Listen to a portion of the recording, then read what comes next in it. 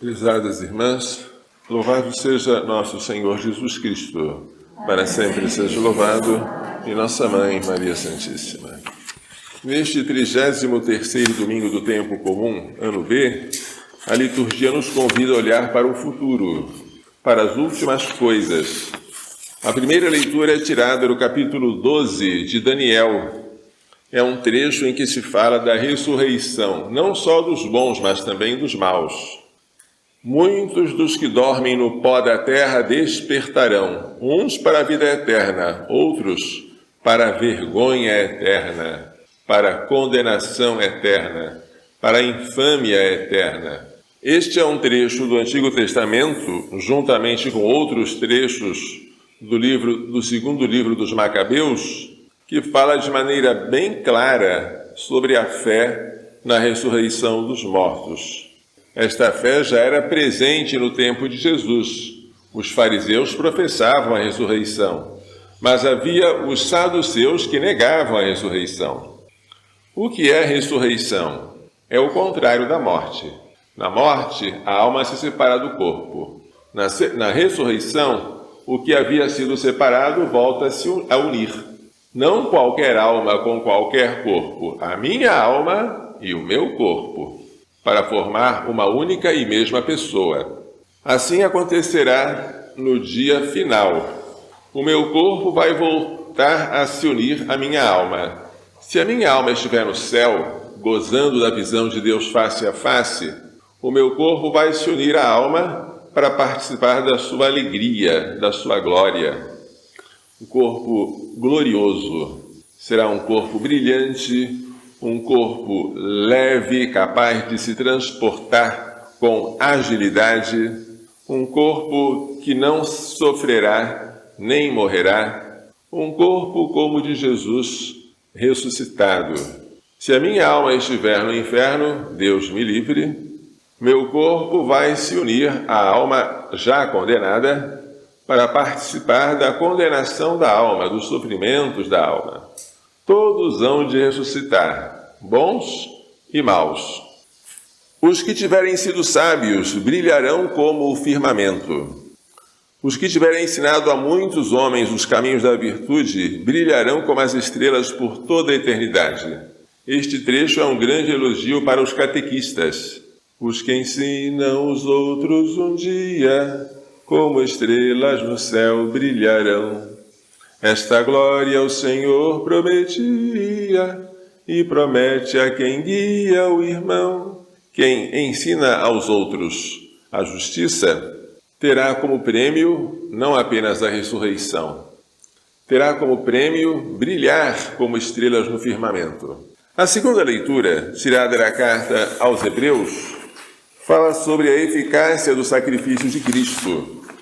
Segundo o autor da carta, todo sacerdote daquela época, da antiga aliança, se apresenta diariamente para celebrar o culto, oferecendo muitas vezes os mesmos sacrifícios, que são incapazes de apagar os pecados.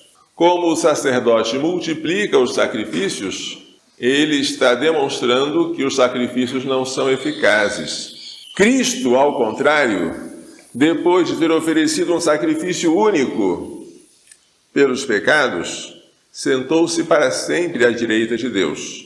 A glória de Cristo é sentar-se à direita do Pai, depois de ter se sacrificado por nós e de ter ressuscitado. Não lhe resta mais até esperar que seus inimigos sejam postos debaixo de seus pés. O último inimigo será a morte, porque quando a morte estiver totalmente subjugada, submetida, então nós também ressuscitaremos. De fato, com esta única oferenda, a oferenda da sua vida, ele levou à perfeição e para sempre os que ele santifica. Ora, onde existe perdão, já não se faz oferenda pelo pecado. O sacrifício cruento de Jesus não se repete. Morreu uma vez por todas e não morre mais. O que nós fazemos de maneira incruenta sobre o altar, ou seja, sem derramamento de sangue, é oferecer o mesmo sacrifício. O mesmo sacerdote, Cristo, está presente, a mesma vítima, Cristo, está presente, mas a maneira de oferecer é outra. É sob a aparência de uma refeição. sobre as espécies do pão e do vinho. Da mesma forma como Jesus se ofereceu ao Pai na última ceia. Já estava se oferecendo por nós, mas de maneira incruenta. Mas nunca nós matamos ou crucificamos Jesus novamente. A Santa Missa não é uma recrucifixão de Cristo. Esta era uma acusação de alguns protestantes contra os católicos. Não é verdade. A Santa Missa, Jesus, que já morreu e já ressuscitou, ele se apresenta ao Pai na qualidade de hóstia ou de vítima, de cordeiro imolado, mas ressuscitado, em nosso favor. Este é o sacrifício incruento que nós chamamos de missa. O Evangelho hoje fala dos últimos dias. Jesus convida-nos à vigilância, aprendendo com os ramos da videira, que quando eles começam a brotar, é sinal de que o verão se aproxima. Quando estas coisas acontecerem, quando as potências cósmicas se abalarem, sabeis que o Filho do Homem está próximo, às portas. Em verdade vos digo, esta geração não passará até que tudo isto aconteça. Jesus deve estar falando aqui sobre a ruína de Jerusalém, que ocorreria no ano 70, e que esta geração, a geração para a qual Jesus estava falando, não teria desaparecido, não teria morrido, enquanto o templo de Jerusalém não fosse destruído, como de fato foi. E o templo de Jerusalém não é o fim do mundo, mas é o fim de um mundo, é o fim do judaísmo, é o fim de todo o culto da antiga aliança, é o fim da oferta de sacrifícios de animais. Depois que o templo foi destruído, o sacerdócio desapareceu. Ainda hoje os judeus se reúnem para ler a palavra. E eles se reúnem não no templo, mas nas sinagogas. No templo se ofereciam sacrifícios de animais. Na sinagoga se faz a leitura da lei, dos profetas, da Bíblia. No templo havia sacerdotes que ofereciam sacrifícios. Nas sinagogas há mestres, rabinos, que ensinam a palavra. Nunca mais os judeus ousaram oferecer sacrifícios depois da ruína do templo de Jerusalém. O que era uma religião sacrificial tornou-se uma simples religião da palavra. Portanto, o fim do templo de Jerusalém não foi o fim do mundo, mas foi o fim de um mundo. E este fim estava próximo. E os que eram presentes estavam convidados a reconhecer os sinais daquela proximidade. Quando é que o mundo como um todo vai se acabar? Eu não sei. Nenhum de nós sabe. Nem os anjos do céu. Nem o Filho, mas somente o Pai. Na verdade, o Filho sabe. Mas ele é como se não soubesse, porque traz um segredo que não pode revelar. Os céus e a terra passarão, mas as minhas palavras não passarão. O que Jesus falou, acontece. A palavra dele é eficaz. Mas se nós não sabemos o dia nem a hora, só há uma atitude coerente, a vigilância.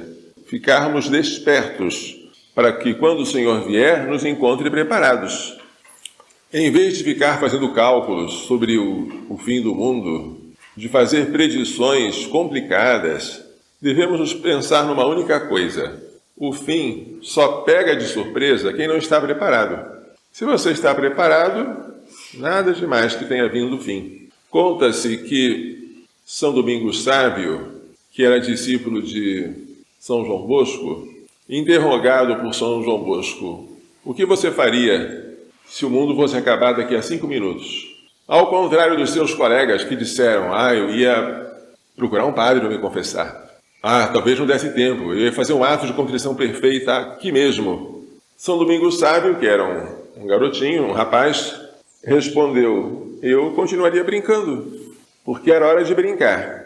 Ele estava em estado de graça. Não há por que temer a vinda daquele a quem nós amamos, que é Deus, se nós estamos preparados.